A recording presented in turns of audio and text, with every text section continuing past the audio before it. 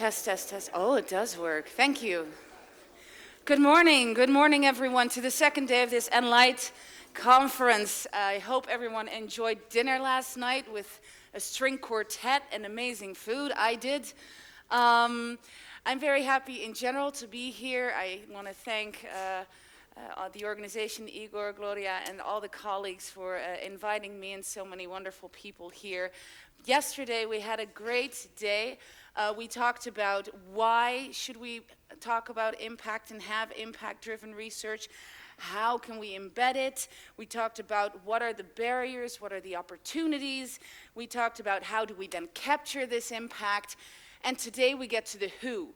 We get to meet the people who are actually planning for impact and having impact. And that's a wonderful group of people sitting in front of me who you'll be hearing from. These people have been selected internally from their universities, and the nominees were then, viewed by us. We're part of a selection committee with impact experts and ENLIGHT representatives, of which a few of them are here to watch the pitches and ask questions. So let me introduce you to the panel for that. I have Maya Khan here. She's the Education Policy Advisor at Ghent University, Belgium. We've got Tamsin Varney. She's the Research Engagement and Impact Manager at the Cambridge Judge Business School, Cambridge University. And then we've got Inigo Puertas, and he's Impact Manager at EOS Campus Foundation here at the University of the Basque Country. So, having said that, I am Annika, by the way. Hello. I am the Director of the Organization for Advancing and Evaluating Societal Impact of Science, and I'll be chairing this session today. Now, as I said, we have the nominees here. They will all be pitching their impact story. They have 3 minutes. You might have seen the 300 screen. It looks daunting, doesn't it? It also might confuse thinking it's 3 hours. No, 3 minutes. And I look very sweet and nice, but I'm not. I will tackle you and get you off the stage if you go over. After the 3 minutes, one of the panelists will actually ask a question. You have 1 minute to answer. I will tell you when the minute's over because we won't do the 1 minute on the screen. And then it's the next person. We'll go through all the 15 pitches. Everybody gets to see all this exciting work. I haven't read all of yours, but I've read several, and they're really, really exciting. It's really exciting stuff, and it can really help us, think about all the wonderful things that we could do. We appreciate impact more watching this, and we're going to get inspired, hopefully. At the end of this session, there will be voting for the best pitch, but I, unfortunately, will not be announcing any winners on any level. That'll happen at the end of this morning, around 12:30, 12:45. So the suspense is going to kill us. Having said all that, we need to get started because it's a tight schedule. And so for the first pitch, starting us off, from the flagships, they're all also part of the different flagships from ENLIGHT, as you know. This is one from Flagship Health, from the University of the Basque Country. We've got Gascon. The floor is yours.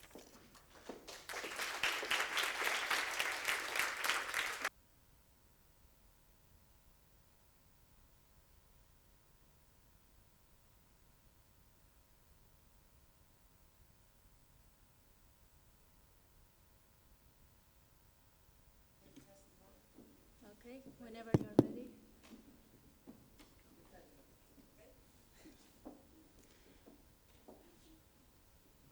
Okay, thank you and good morning, everyone. I'm Gascon Ibarreche. I'm going to present our ENLIGHT impact proposal in the area of health. So those are some of the most daunting and important challenges facing human health nowadays. We're talking about so far incurable brain and spinal cord lesions and the spread of deadly cancer metastases. Our research team works to develop new therapeutic strategies against those diseases and lesions. And we are a relatively complex team involving 4 different departments of the University of the Basque Country, the Cell Biology and Histology Department, which constitutes the backbone of the team, but we also have people from the Neuroscience Department, the Physiology Department, and the Material Science Department. Some team members share a double affiliation with Basque excellence research centers like Achucarro and Polymath. Perhaps one of the features that best distinguishes us is our vast network of collaborations.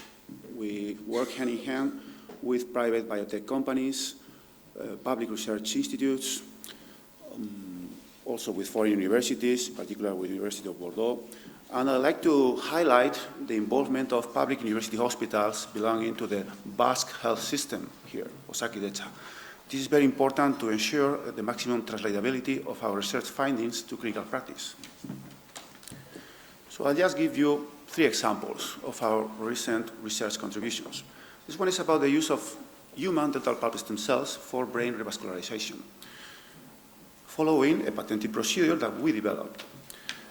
Human dental pulp stem cells can generate full blood vessels, and we are currently using this technology to treat animal models of ischemic stroke with very promising preliminary results.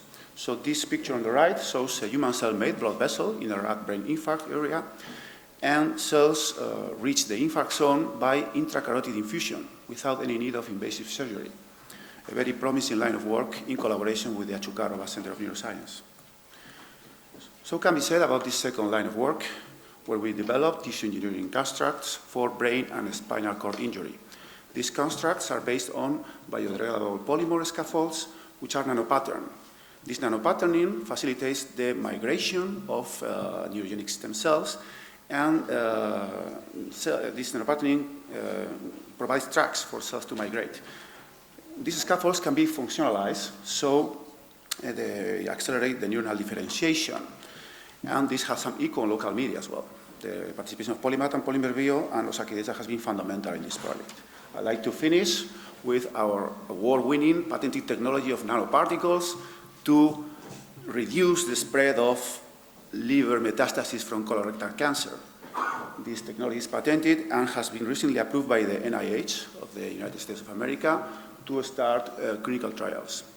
So we'd like to take advantage of this nice initiative to expand our network of collaborations following the ENLIGHT spirit.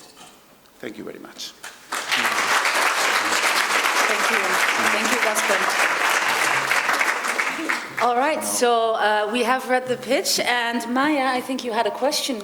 Yeah, nice to meet you in first place. I'm impressed by your work, but I have a question. I have several, but I have one important question. So you discuss many pathways to impacts, but most of the pathways are focused within the scientific ecosystem.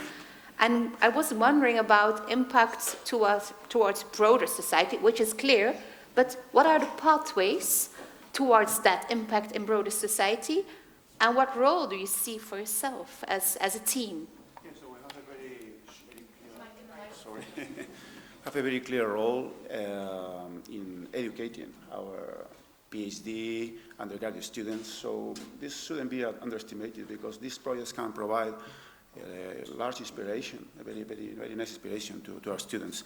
And then we are talking about the creation of new spin-off companies. So the nanoparticle project has led to the creation of a new spin-off company called Nanokide Therapeutics. So we are talking about the creation of new jobs. And well, I think this is what we work for. We work to translate our research findings to clinical practice, so this can impact at many levels. Okay, thank you. Thank you very much. Thank you, Gaston. And thank you for being the first. That's never easy. All right, we're going to stay in the flagship health, and from the Comenius University of Bratislava, I'd like to introduce Dalibor. Wow, that's one introduction for you. Everybody's awake, definitely.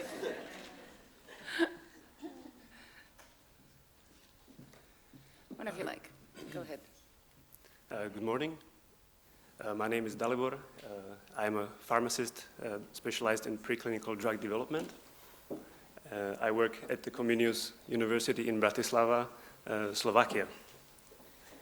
I have some bad news first. 1 in 10 adults has diabetes worldwide. It is a metabolic disease. Also, 1 in 10 adults has kidney disease, which is often caused by diabetes. These are on the top 10 list of causes of death of the World Health Organization. And aging does not help this condition. Everyone seems to age who lives long enough. Everything is amplified by oxidative stress, which makes this a vicious circle. So it does not look good.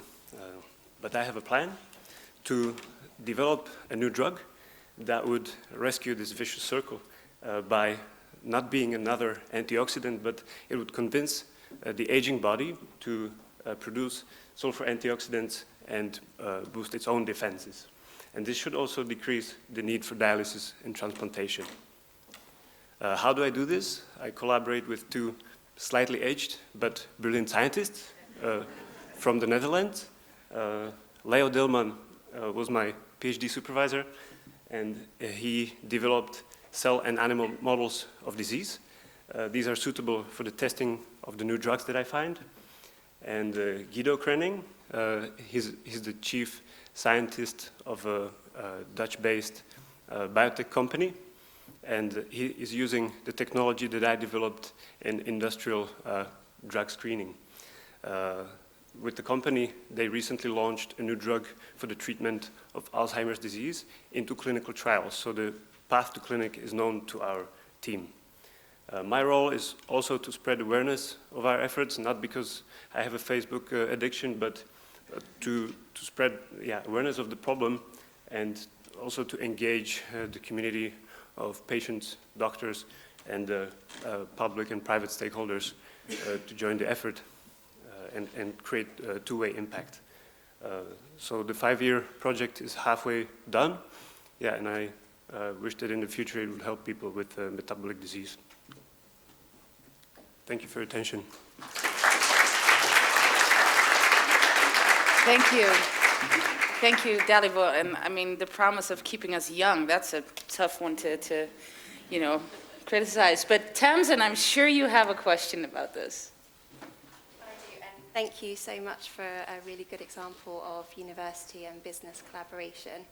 I was wondering if, reflecting on your progress to date, are there any additional stakeholders you would have liked to engage earlier in the project, and what would be your systematic approach to making sure they contribute to the development of that 5-year plan? Thank you for this interesting question. I would certainly like to engage more pharma business. We applied for a large-scale screening campaign from the European Lead Factory, and that was successful. That is ongoing. Since I work in Slovakia now, and these partners are based in the Netherlands, I want to engage some local stakeholders that are private. Thank you. Thanks. Thank you. Thank you so much. Great, and we are continuing in the health and well-being flagship, and Siert-Jan from University Groningen is going to be the next speaker. Thank you. We asked a question. That was our impact. We asked a question to local policymakers in the north of the Netherlands. We asked them, if you want to think about your development, you really need to think, what is this development going to be about? My name is Siert-Jan Koster, and I'm here representing our team of economists, sociologists, health specialists, both from the private sector and academia. And we were tasked with coming up with a monitoring system for a large investment program in the north of Groningen.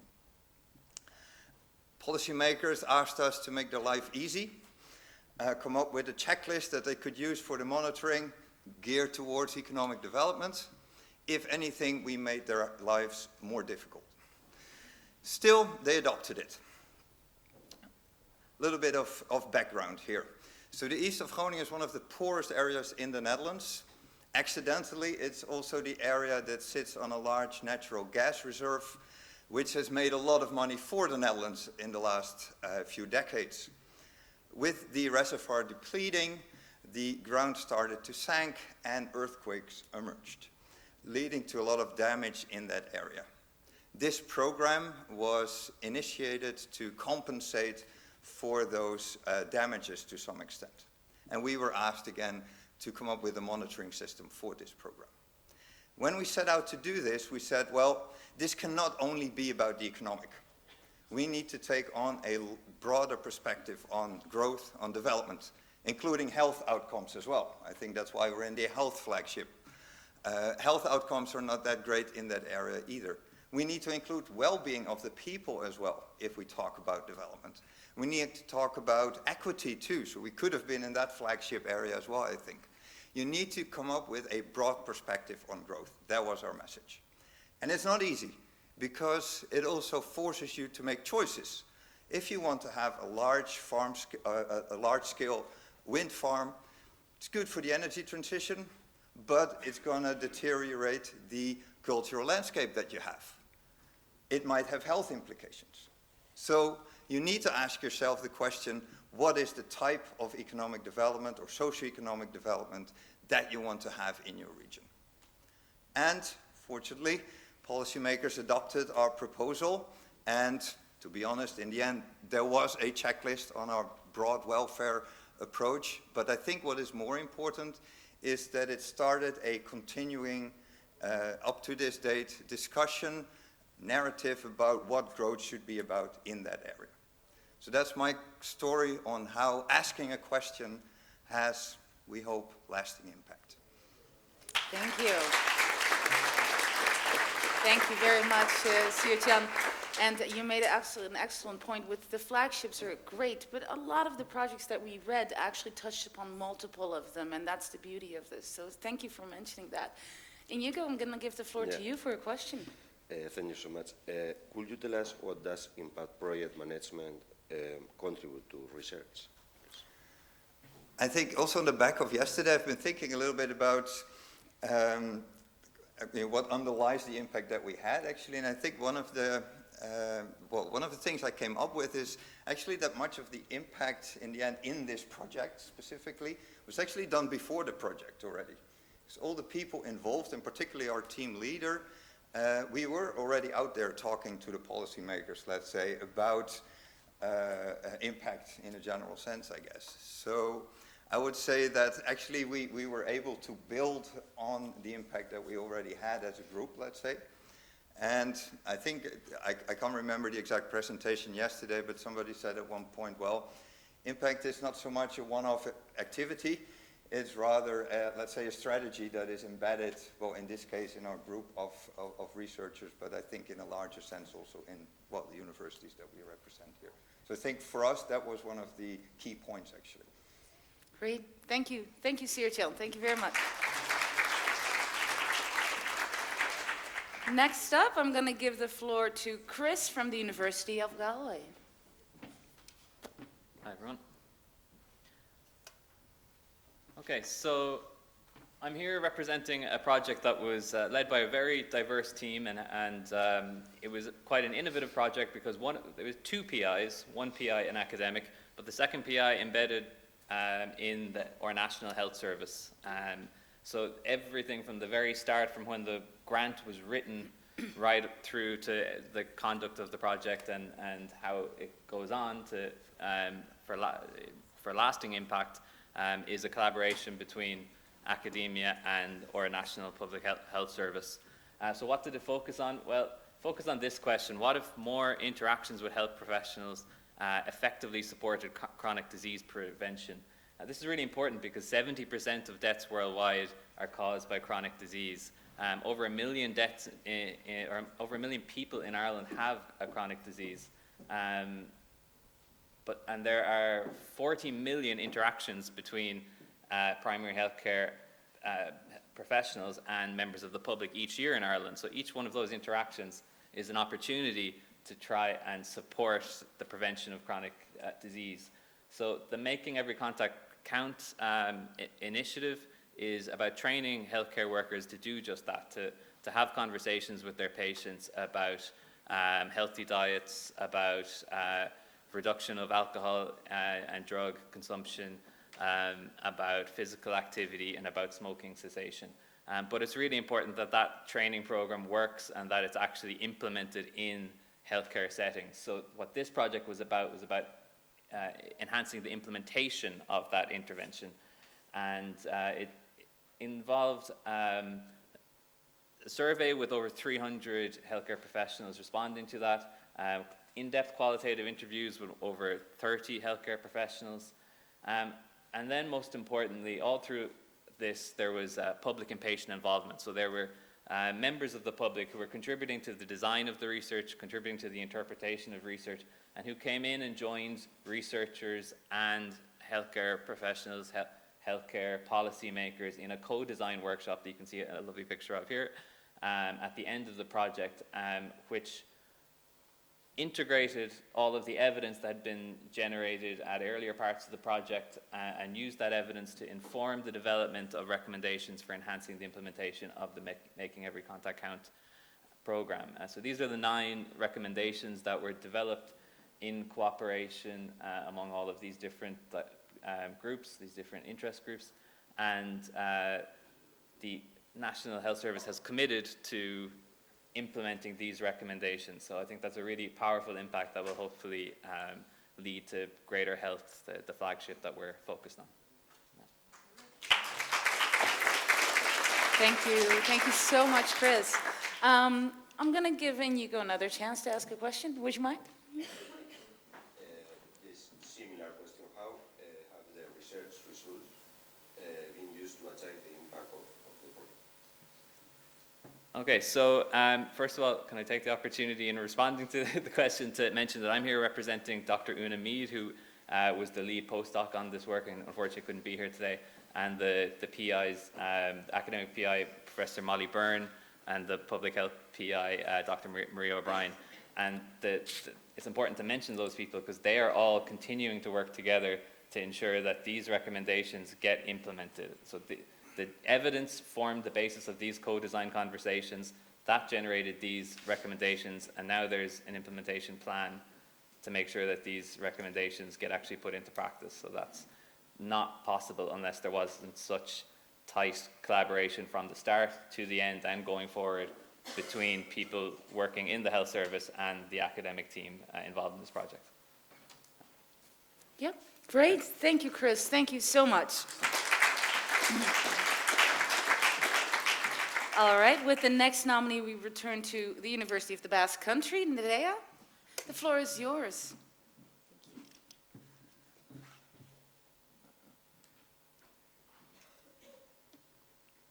Yes. Okay, good morning. My name is Nerea Bilbao. I'm postdoctoral researcher at the Biocruces Hospital and temporary assistant professor at the University of the Basque Country. So I'm glad to present the Precision Medicine Network in Complex Diseases Research Group. The GCC Research Group was consolidated 13 years ago, and it is mainly focused in the study of the genetics of cancer and in the pediatric cancer. The research group is composed by multidisciplinary experts at the University of the Basque Country and also clinical experts in the main reference hospital in the Basque Country and in Spain, and also our patients and Patients Foundation. These are our main stakeholders. This project aims the identification of non-invasive biomarkers for the diagnosis and then the identification and the study of the genetics in pediatric cancer. These 2 aims are endorsed in the ENLIGHT flagship of health and well-being. And with respect to the digitalization, we aim to implement the sequencing technologies for the diagnosis of rare cancer subtypes and also the development of artificial intelligence for the diagnosis and prognosis. Therefore, our main purpose is to improve the current diagnosis for the better adjustment of the treatment, decreasing the hospitalizations and treatment side effects, increasing our patients' quality of life. For so, we have almost developed an algorithm to predict the molecular subtypes of acute lymphoblastic leukemia and medulloblastoma. We have non-invasive biomarkers for diffuse large B-cell lymphoma and medulloblastoma. And finally, we aim to incorporate this knowledge to the guidelines and the protocols in the clinical practice. In the last 6 years, we have published a total of 102 scientific papers and achieved more than €1 million in research projects and contracts. Also, we have built a bioinformatics hub to be shared between the university and the hospital. And among the collaborations and partnerships, I would like to highlight the cost-legend European Initiative for the Study of Leukemias, in which we participated here in Bilbao, and our partnership with the Integrated Center for Pediatric Clinical Genomics in Canada, which is our reference for the implementation of the personalized medicine strategies. Thank you to the committee for having selected us to present our research project. Thank you all. Thank you. Thank you very, very, very much. I would love to hear, Maya, do you have a question for Nere? Yeah, thank you for this interesting proposal again. So you mentioned that collaboration with international organizations is very important. Can you elaborate on the advantages of this collaborative approach? What are the advantages? For instance, an example you mean? Yes, for example, with Canada's center, they have developed their algorithm, so what we are is validating and coming back here to be implemented in the national hospitals, okay, to do the better diagnosis of all these cancers. Okay. Thank you. Yeah. Great, thank you. All right, then we move to the University of Ghent. Giacomo, the floor is yours. Go ahead. Thank you to the committee to select our project, which is the project ChildMove. At Ghent University, I'm the postdoctoral coordinator of the project, so I represent here also the PI, which is Professor Isel Derluin, which gave me the impossible task of presenting 11 slides in 3 minutes, which I'm trying to do. So what's the ChildMove project? It's, we monitored the trajectories of unaccompanied minors in Europe as well as south of it, and evaluated the psychosocial impacts and mental health impact of those trajectories. So we worked in these 4 countries, and over a period of time of 3 years when we followed the minors, so in Libya, in Italy, in Greece, in Belgium, in different environment.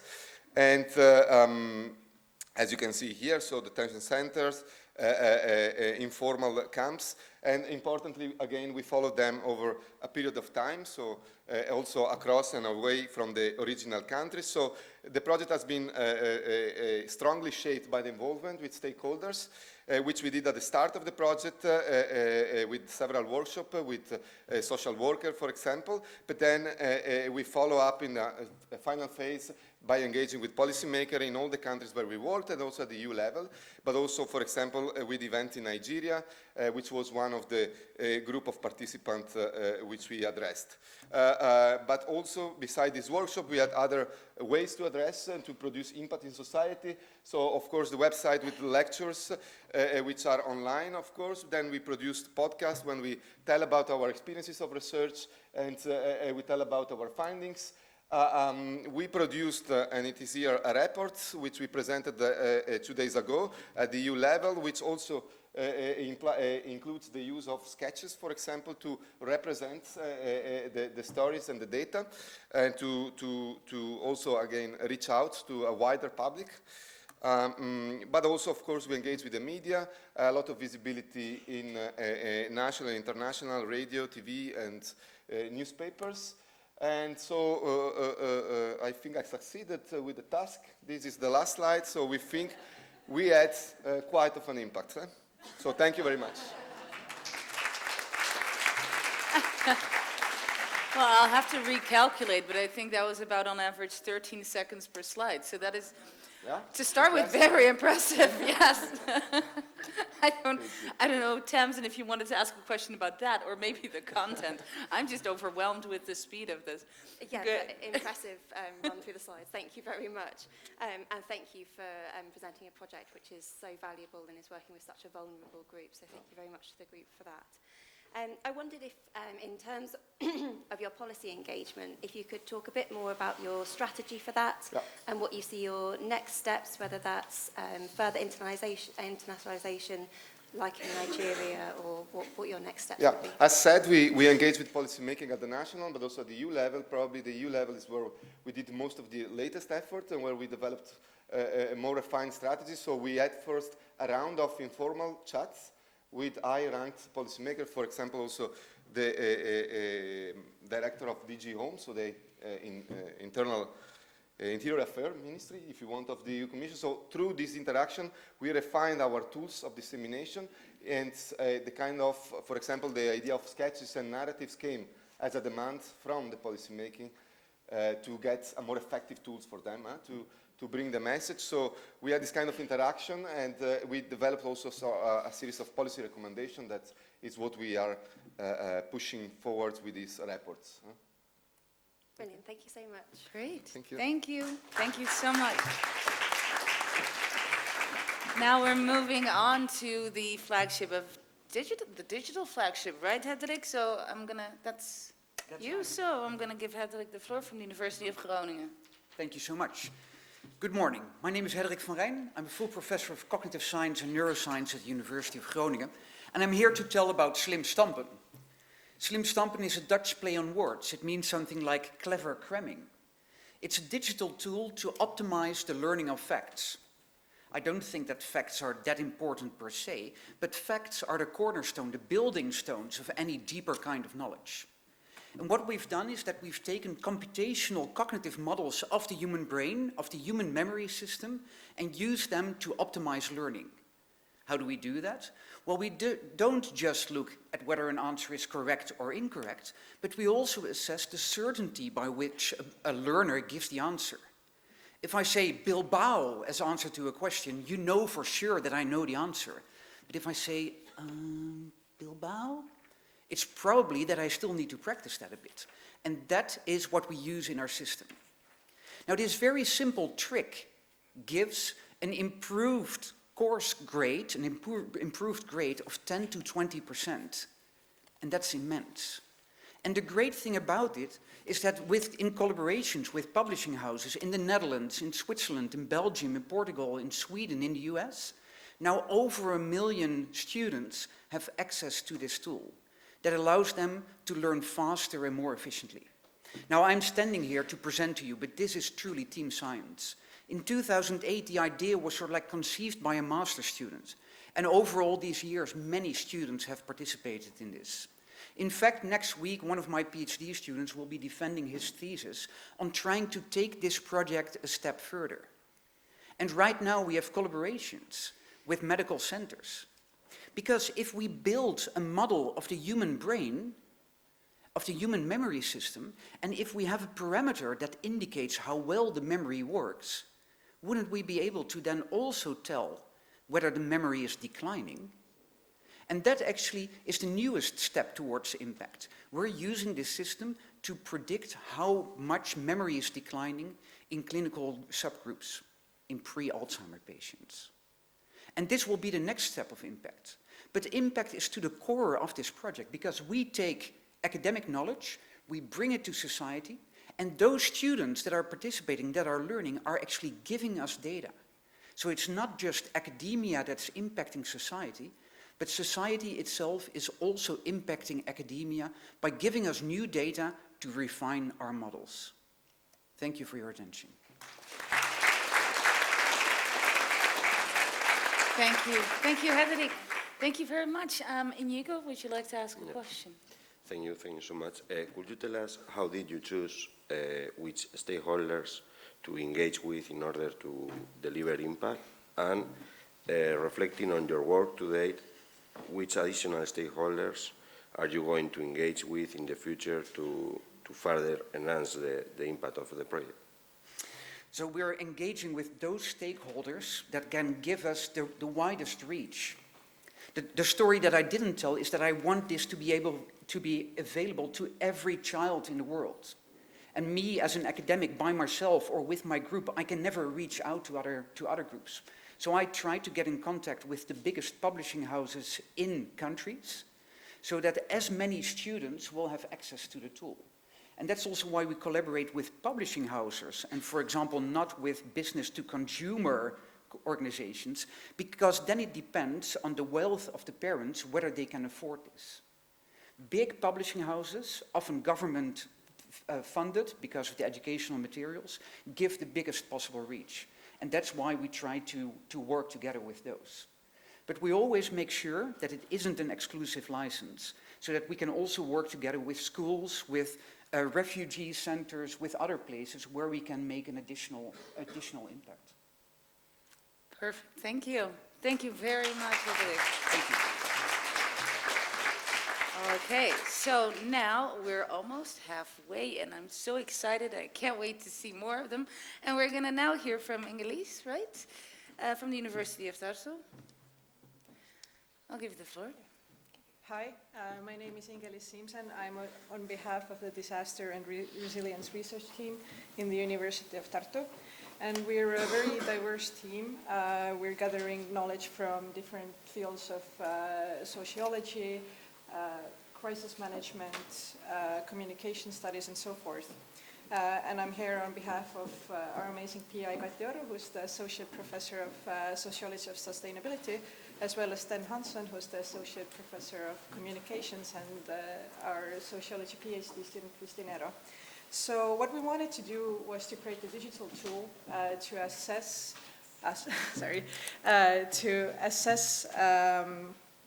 vulnerability in crisis situations. So not so much just to focus on the continuity of institutions and infrastructure, but to bring a human face to crises, to focus on the most vulnerable people in the society and their needs. So we have created a tool. The first phase, we created a digital tool in cooperation with crisis managers to identify the people who are vulnerable during crisis situations and what kind of help they actually need and how fast they need it in crisis situations. And now the upcoming phase, this is where the digital part comes in. We will employ AI and machine learning techniques to gather information from national databases and then model and assess the vulnerability in the crisis situations.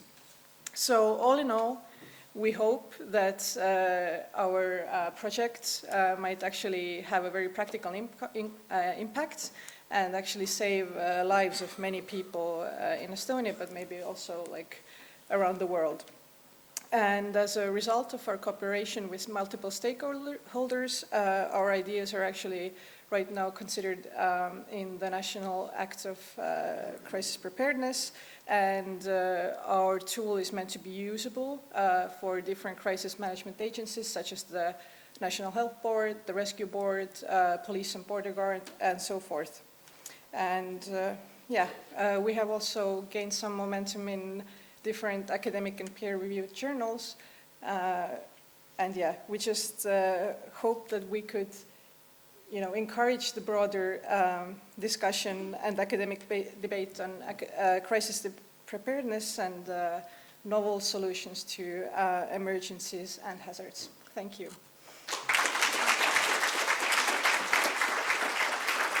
Thank you so much, Ingelies. Wait, it's on right now? Yeah, okay. I feel a little bit like I'm in Zoom or Teams still with the muting and the unmuting. It's going to go wrong at some point. Thank you so much for this presentation. Tamsin, would you like to ask a question? Yeah, thank you so much for your presentation. And I wanted to ask about your planning phase for societal impact. Did you use any tools such as a theory of change or logic model that we learned about yesterday? Or was it more organic, the way you developed your pathway?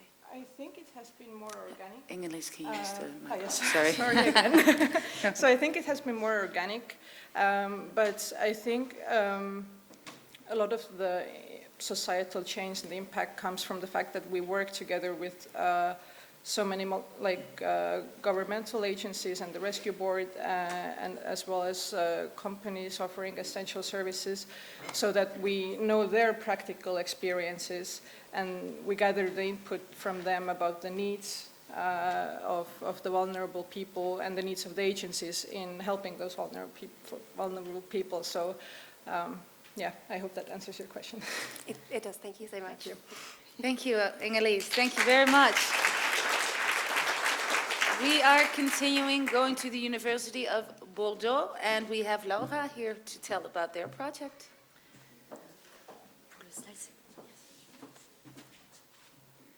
Okay. Hi everyone. Today, education challenge remain high in sub-Saharan African countries, and those in school have relatively low learning outcomes, and this situation is further stressed by high demographic growth. Addressing this challenge requires resource management and research preceded by up-to-date quality and available data. With a large temporal coverage in order to evaluate and monitoring these educational outcomes and policy at the long run. We believe that leveraging existing administrative data is one way to address the challenge, and particularly in Côte d'Ivoire. The state of the Ivorian education sector is representative of the situation. The data are annual and exhaustive on all students, teachers, and schools, but are independent because are collected by separate sub-administration. The use of the data is limited to short-term piloting of this resource with large aggregated data, for example, at the regional level. In other words, there are more than 200 rich microdatabases under use without time series and without data fusion. Your objective is to support the Ivorian Ministry of Education, the MENA, for a better use of existing data, management of education policies, and also understanding of educational outcomes through time and space, in a way that can inspire neighboring countries. This project is the result of a partnership approach between first the Ministry of Education, which collects raw data and ultimately benefits from this project, and NCA, which cleans and merges the MENA data, and BSE, which provides technical support to both MENA and NCA, with a financial support to French Agency of Development. Thanks to this collaboration, we work on impact evaluation of some public policy, like short-term and long-term effects of policy of secondary school construction, access to private education, and also mother tongue education project. Final database allows the monitoring on all students, all child, all schools. Over time, for example, here we can say this child was enrolled in these schools and he had such test score, maybe is due to such schools or teachers' characteristics. We can also provide we can also provide spatial monitoring, for example, by mapping the school performance completed with secondary data. For example, to know who are the beneficiaries from a project and how their situation has evolved. Thanks to this project, MENA can better get its decision, local research are better trained to evaluate the impact of public policies, and we can contribute to important social issues for the well-being of population in sub-Saharan African countries. Thank you. Thank you. Thank you so much. No, don't go yet. You've got a very excited colleague already ready for the next. No, we're going to first ask Maya if she wants to ask a question. Yes, I'm very excited because I'm an education data manager myself, so I know how important data are. But then I was thinking about, okay, you have the data, it's a wonderful project, but do you have plans, future plans to even enhance the impact of this project, this beautiful project, and how? What are the pathways? And do you want to engage other stakeholders, perhaps? Okay.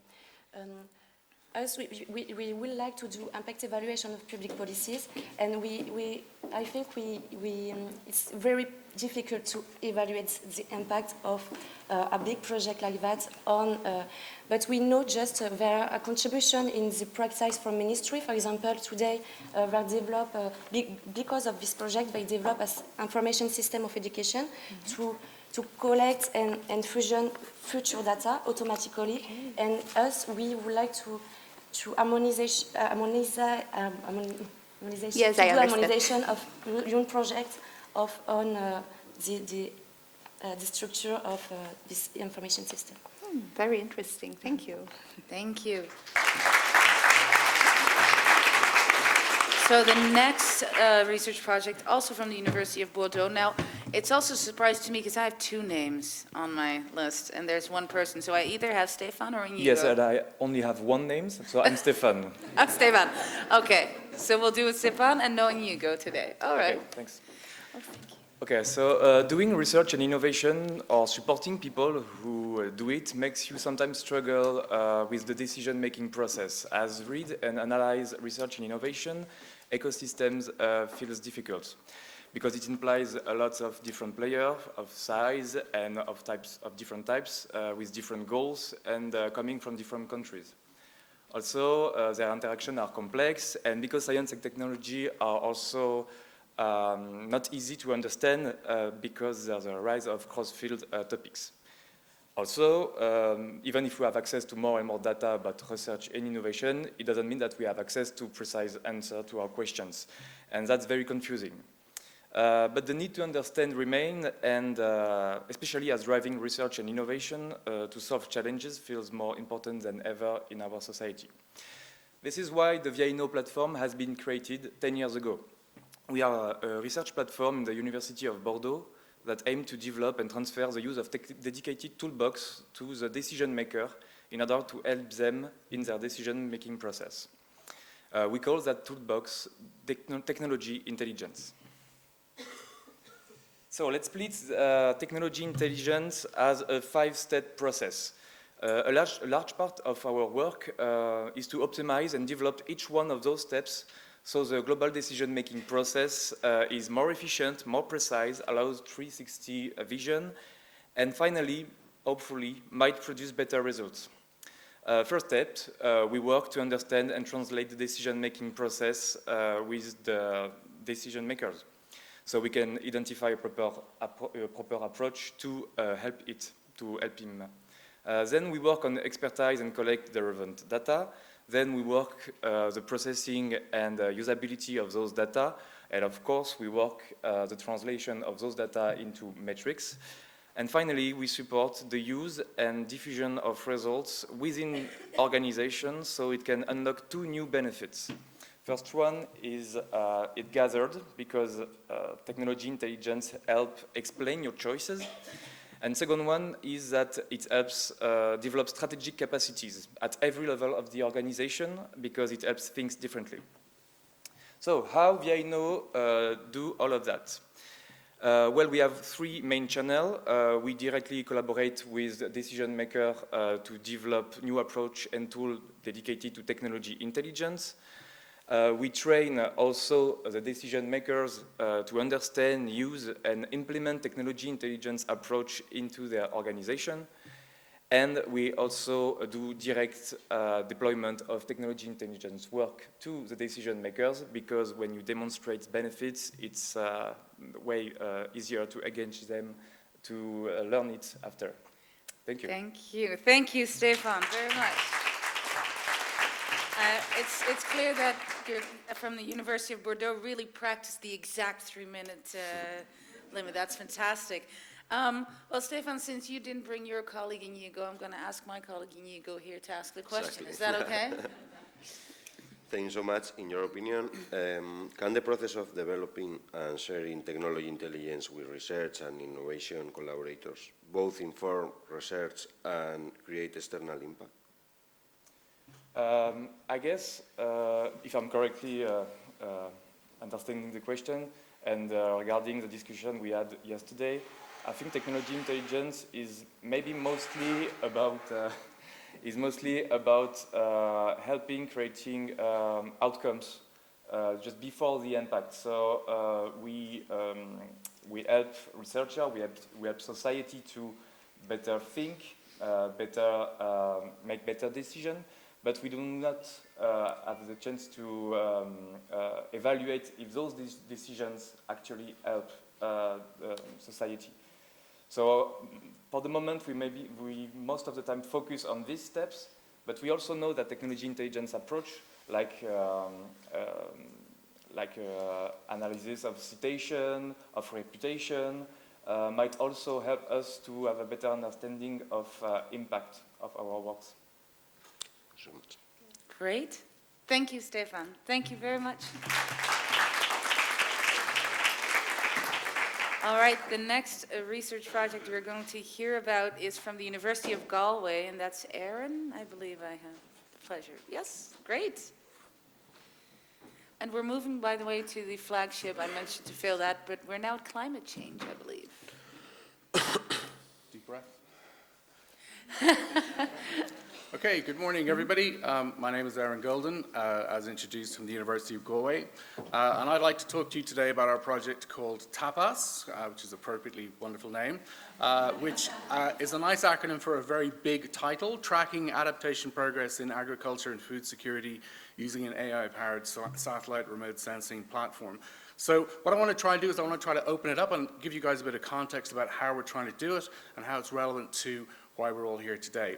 On the right-hand side there, you see a marvelous picture of the continent of Africa. That's a year in its life. The images have been taken by thousands of Earth observation satellites over a year through the green filter. So we're seeing the biomass here. And you see this beautiful beating heart, as I like to think of it. And you also see the seasons, okay? And up in the top right-hand corner there, you can probably see something double beating. And that's the Nile Valley, which is an anomaly. You wouldn't expect it. And the reason why it's an anomaly is because there's people there farming. The really interesting area that we're in is looking at is the area called the Sahel, which is just where the Sahara bounds the sort of the lower part of this beating heart. There are about 100 million people there who are dependent on subsistent agriculture. And trying to figure out ways of understanding what's going on there is critically important to the work that we're trying to do. And how we're doing that is we're using AI models to measure those heartbeats for all of those individual farms and use them as the same way cardiologists would use the same kind of heartbeat patterns to figure out whether there are problems in someone's heart, to identify where those individual problems are, identify areas that need intervention, identify areas that are stable, and to use that to figure out what's going on. It's a very complicated problem involving a lot of moving parts, specifically lots of expertise. On the left-hand side there, you see I have all of the different types of people who are involved. Covers a range of disciplines and both mid and early career individuals. We have a mix of enthusiasm and wisdom. We also have an incredibly powerful stakeholder team in the form of Self-Help Africa. They're one step away from people on the ground in places like Senegal and in Mali who are actually living this nightmare of climate change. And so by talking to them, it ensures that it gives us a total focus on us being able to deliver the kind of impact pathway that we know is going to have an impact on their lives. And so that's pretty much how our project is encapsulated. One final thing I'd like to say about this particular impact adventure that we're working on, it's terribly important for it to be fun. And one of the great things about the job that I have, leading this team, is that every day in the office, if you like, is completely revitalizing. Not only because I'm working with such an interesting bunch of people at all kinds of stages, but also because at the end of the day, we know what we're delivering is going to have a direct relevance on people's lives. So, thank you. Thank you. Thank you very much, Aaron. I mean, I'm used to making puns, but the tapas is so great. I'm not going to top that. So thank you. I'll just, quickly go to Tamsin. Hopefully she has a question of some sort. I do. I also have a compliment on your use of acronyms, so thank you very much for that, and not to take away from the really significant work that you've done as well, so thank you for presenting this. I wanted to ask how you went about choosing your stakeholders initially, so what drew you to Self-Help Africa, and reflecting on those decisions, how might you engage further stakeholders to progress the project?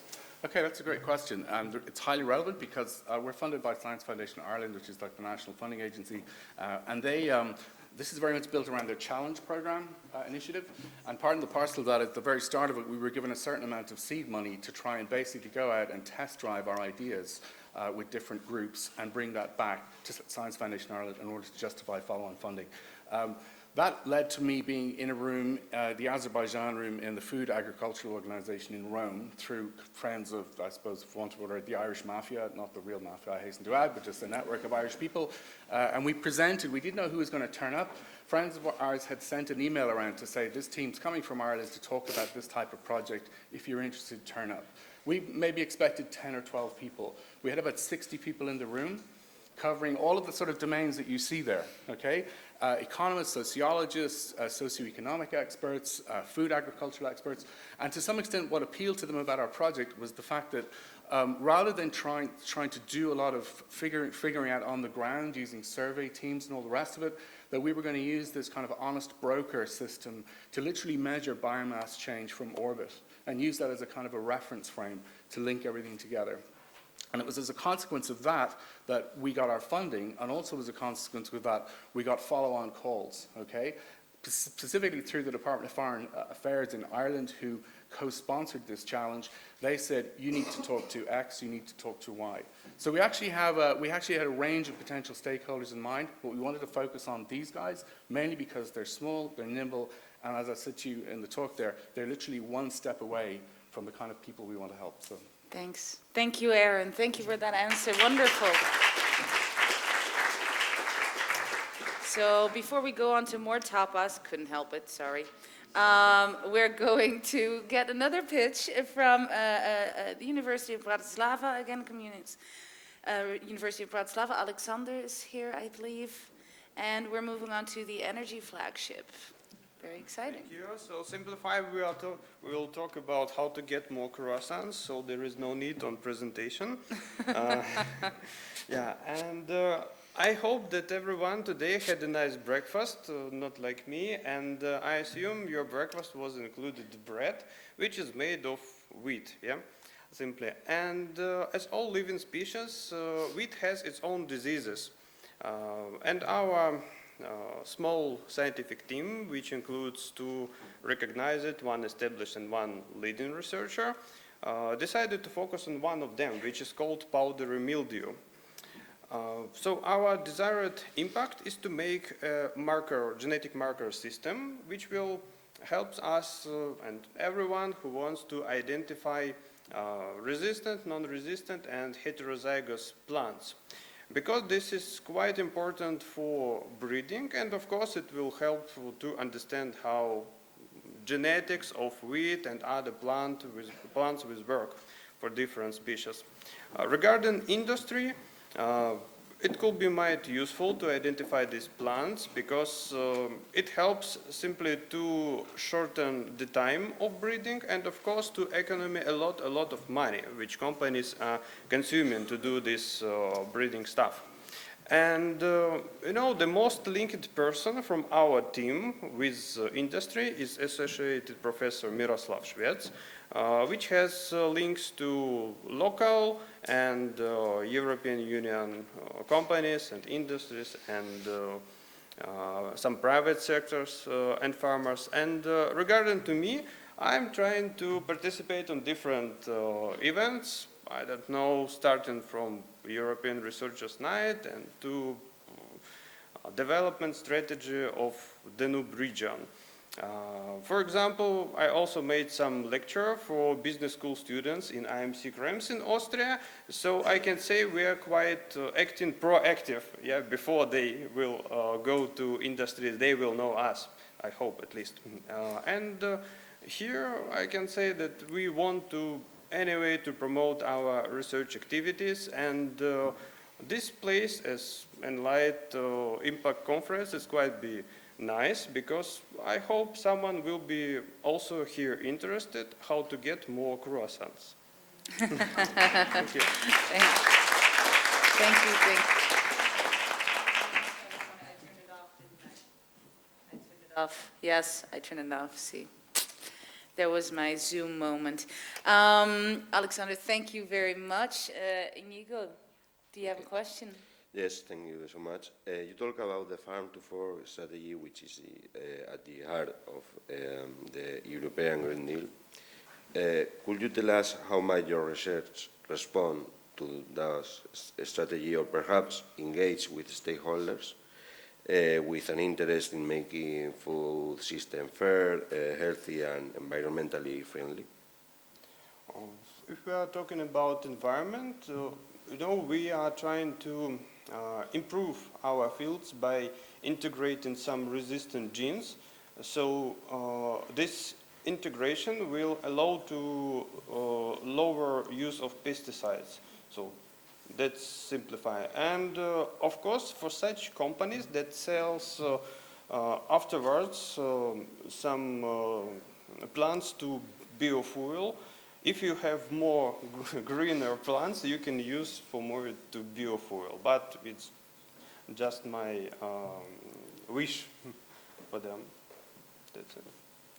All right. Fantastic. Great. Thank you, Alexander. All right, we go on to our one and only duo presentation, I believe. So from the University of the Basque Country, moving to the flagship of equity, we have Antonio and Elisabeth. The floor is yours.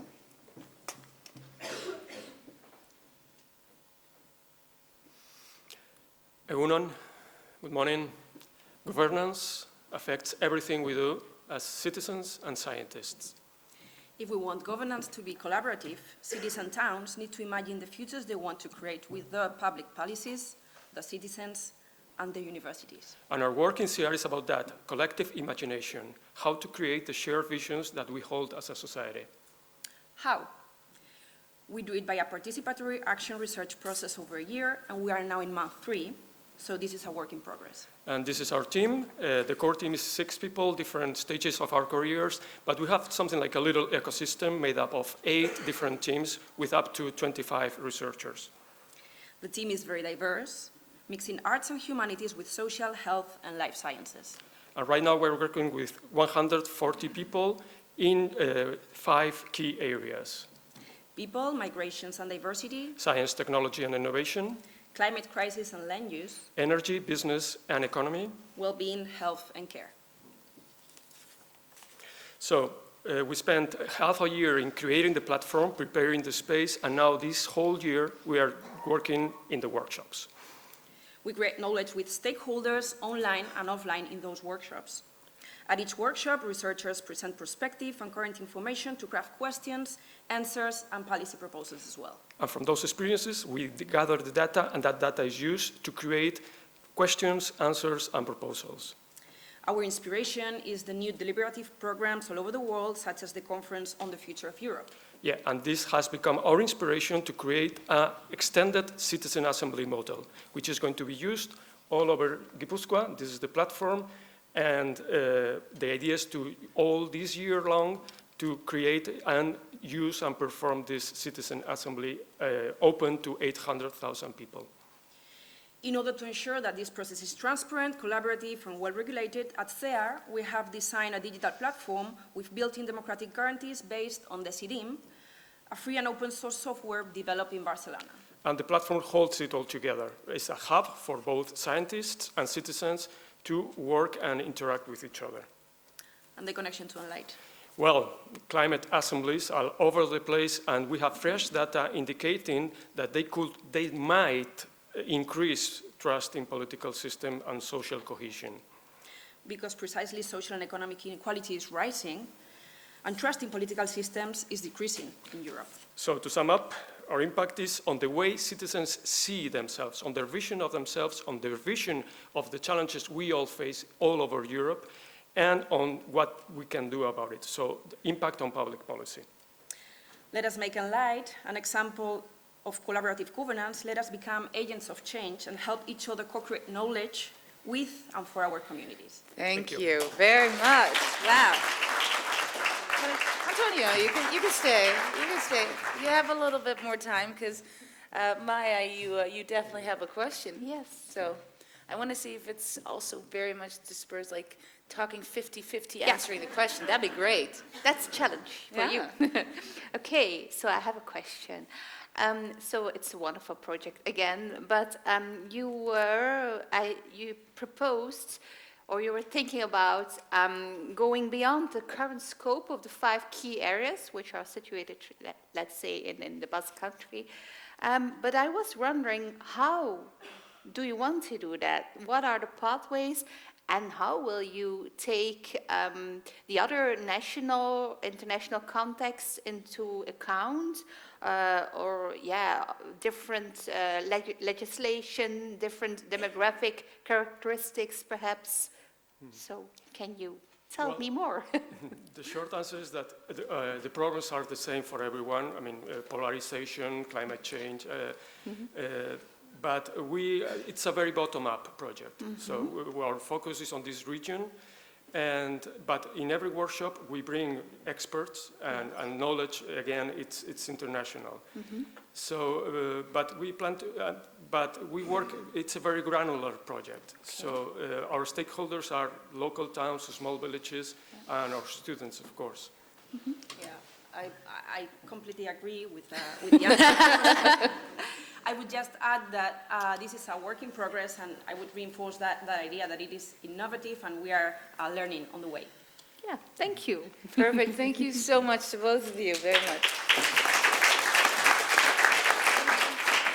All right, from the University of Bratislava, we now have Katarina speak about her project.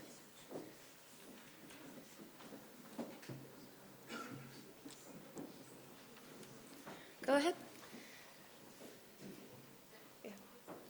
Good morning, everyone. I'm here to talk about the research that we did at Comenius University in Bratislava and the activities that we did to engage stakeholders to achieve change in emergency legislation.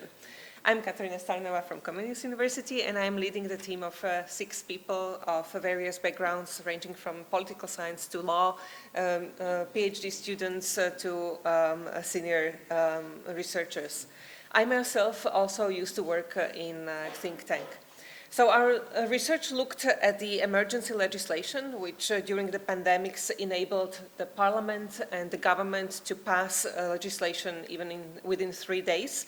But that meant also that stakeholders were omitted, and the evidence and the insight from the stakeholders was not taken into consideration.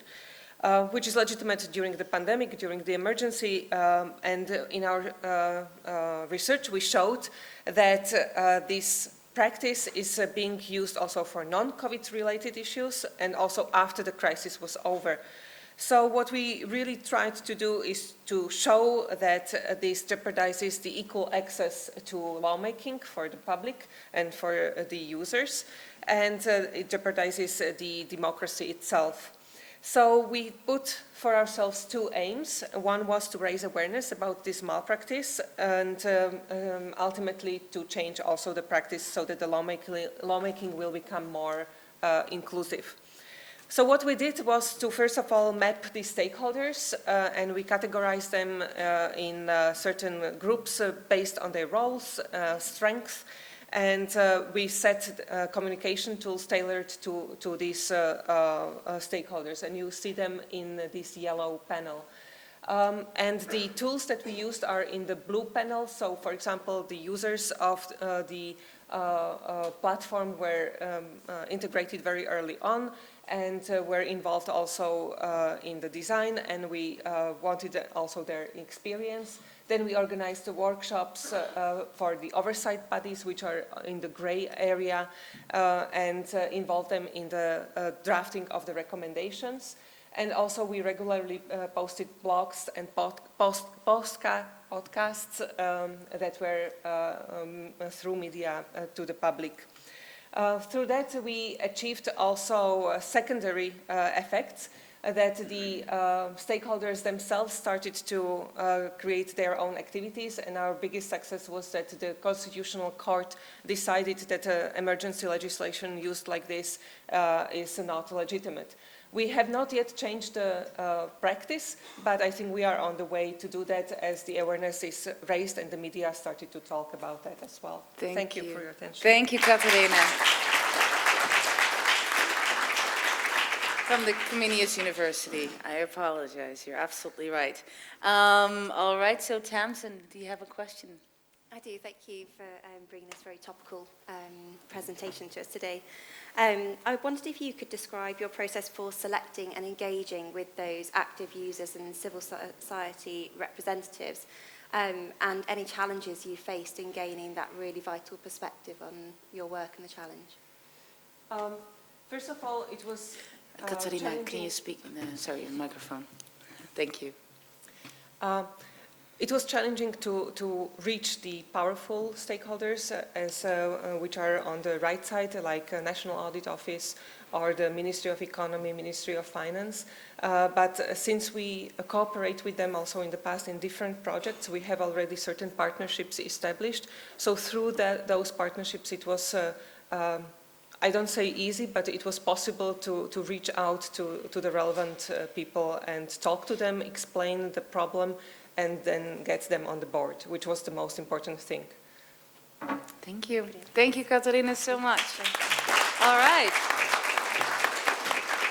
I'm sad to say we're already at the last pitch, but last but not least, so I'll give the floor to Sarah Ann from the University of Galway.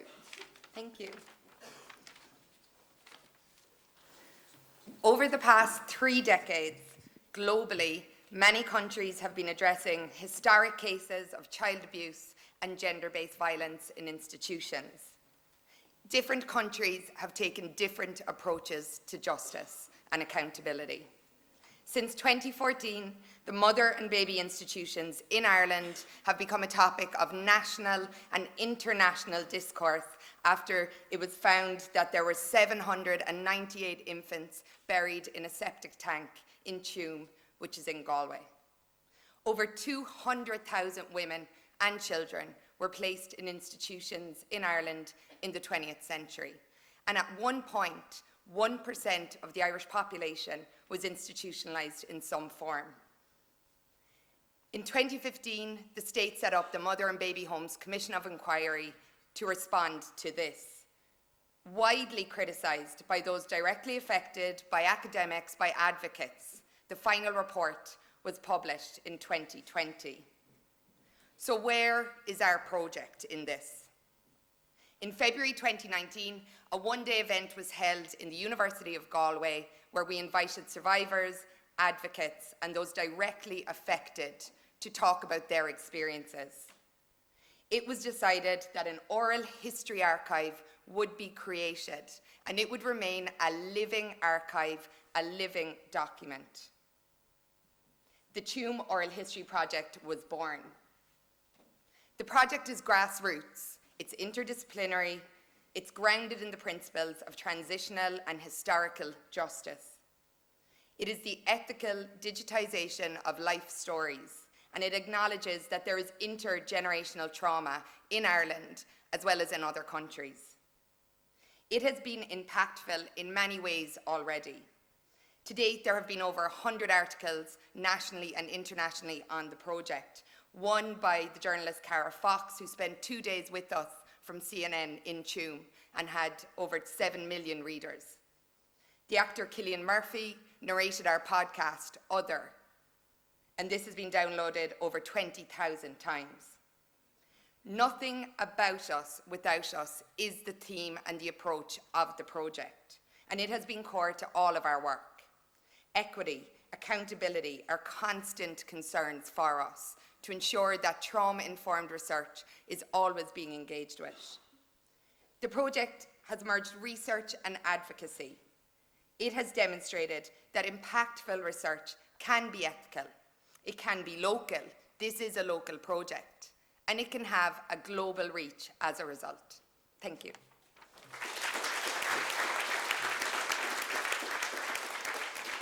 Thank you so much, Sarah Ann. That was absolutely great. Maria. Yes, thank you. I was so, yeah. I've read the proposal, and you didn't mention it today, but I think that it should be mentioned. You received only limited funding. Yeah, I think you mentioned the amount of 57,000 euros only. Yeah. So my question, it's maybe a little bit bold, but it's the last one, so I can. What would you have done with a multiple of that amount, and how would it have deepened and broadened the impact? So the 57,000 was initially the first year, which is what we were funded for. Okay. We couldn't go to a state organisation. We could not be funded by the status quo. This had to be, so it was Galway University Foundation that funded us. Mm-hmm. The next piece that we would have done, had we gotten the other 300,000, is that we would have developed more of the creative arts. We would have had more exhibitions. Yes. But what we did, and I'm not saying that we should do this as researchers, we cut our cloth to measure. So we have here, you can see the COT, there are drama students. They did a performance, and it was during COVID, so they had to do it outside, masked up. And Colin McAnumra, who's a really great Irish musician, he put a piece to that. And we did a digital exhibition, and we have photographs of all our survivors. That the first 10 that came to us, we brought a photographer in. We actually did makeup, we did things that make you feel, you know, I could do it some today myself, but you feel kind of good about having a photographer there. And we have these, you know, individuals that it's their whole life. So what would we do? More of that. Yes. But actually, I'm really proud of what we've done with the limited we And had. you should. Yeah, thank you. Thank you Absolutely very much. impressive. Thank you. All right. So after these 15 pitches, honestly, I'm so overwhelmed and wowed. I did read a few of them, and together with the whole panel, we read all of them. But it's just amazing. And I really want to say, you know, your work is appreciated. You are very much appreciated, no matter, because there was so much diversity, no matter the scope or the phase or the funding that you managed to work with, the resources. It's just so encouraging in everything that you've done. But I'm just speaking on, I think, behalf of everyone here, but I didn't ask their permission, so it might just be my words. But I very much appreciate and think it's fantastic what you've all done. And I hope everyone else enjoyed this too. It's these kind of stories, success stories, different, very diverse pathways to impact or planned pathways that hopefully help us get inspired. We do have a few minutes before, you know, everyone starts voting for the best pitch. Again, you won't see the result until the end of the day. But I don't know if there are any direct questions from the audience, not necessarily about the, because the nominees, they had their limited time. I'm sorry to say you can talk to them more in the breaks. But perhaps to the panel as well, because I was just wondering, you know, reading all these projects, if there were any just general thoughts as well, like what was noticeable, how did you experience this process of reading these? That would be my question, unless somebody else has something very important, way better question. Annika, that's not a good question. I've got a better one. Nobody? Okay. All right, then we'll do my question. So maybe we can just have everyone quickly respond to, you know, initial feelings, thoughts. How did you experience this whole selection process and reading all these cases? Yeah, can I start? Yeah. Well, for me, it was a bit challenging because I thought at the beginning that it would be very difficult to compare. I mean, to read all the diverse proposals and to compare them, because we should, assess them and compare them. But in the end, I turned up in a team with Annika, which was great because she's so experienced. And we didn't talk too much about it beforehand, and we came up with the same, let's say, solutions. So we agreed very, very soon, and we saw that it was within that diversity. There were a lot of patterns coming back, and yeah, of course, the enthusiasm of all the teams and the way that you engage your stakeholders. It was very diverse, but it was, you followed the same, let's say, ethical rules and thoughts when you were considering your project. So yeah, for me, it was a great experience. Great, thank you. Townsend. Echo everything that Maya and Annika have said. But for me personally, it was really satisfying and enlightening to see, no matter whether it was a local or a national or an international challenge that was being addressed, the real significance and the intelligent and empathetic way that some really challenging subject matter and content was dealt with, and how the pathways to impact ensured that those stakeholders are there throughout those journeys. And there were some really different ways of engaging them, and it was great to see that variety. But again, the common theme of getting to an end goal, an outcome, which really answered that initial question, no matter where in the world that was placed. Absolutely, agreed. Inigo. Well, for me, I think that it's a good opportunity to considering the impact in these projects. You can look how they want to achieve more impact because they are considering at the first time. No? So I think that this perspective is nuclear to all the projects. So I'm very happy to read it all. Yeah, and I think I agree, and I think the four of us, what we experienced, I think the whole selection committee, which was, I think about 14 people, something like that? 12, okay. I think we very much shared that, and I'd love to, just hinting this way, love to do something like this again, because it's just very inspiring. Really it is. It really is. I hope you all get to hear more about these cases. Really fantastic. Now I'm going to look a little bit to my side, because actually I don't know technically what's going to happen. I think there's going to be some sort of link that you can use. I hope you all wrote down, you know, everything about all these pitches that inspired you, who you want to talk to, but unfortunately I think you can only vote for one pitch, right? Yes. So the best pitch of today. What was valued by you the most? What inspired you the most? And again, the nominees are allowed to vote as well. I just heard that. We're not, huh? We're not. We don't have our mobile phones, huh? No, we're not. No, I don't know if the rest of the selection committee is voting, but here on stage we're refraining from voting.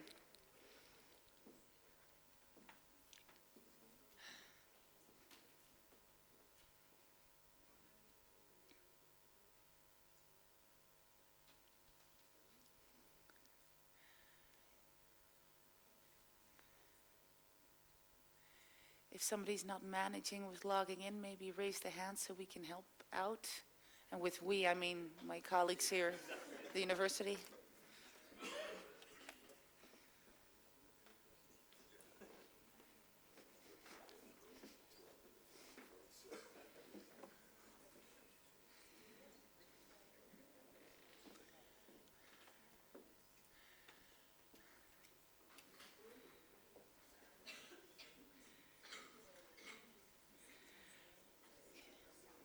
So I have a feeling people are managing. I think most are good, yes. All right, then I don't know if there's, while the last people are still putting in their vote, if there's anything I need to actually still mention, any logistics. I think by now we know where the coffee and tea and tapas and my favorite, the tortillas are. Leave some for me. It was an absolute pleasure being part of this panel. Thank you, panelists, for being here, for your comments, your questions. And of course, thank you to all the nominees for your wonderful work and the courage to stand here and come and bring that wonderful 3-minute pitch. I didn't have to tackle anyone, so I'm proud of you all. Enjoy a break, everyone.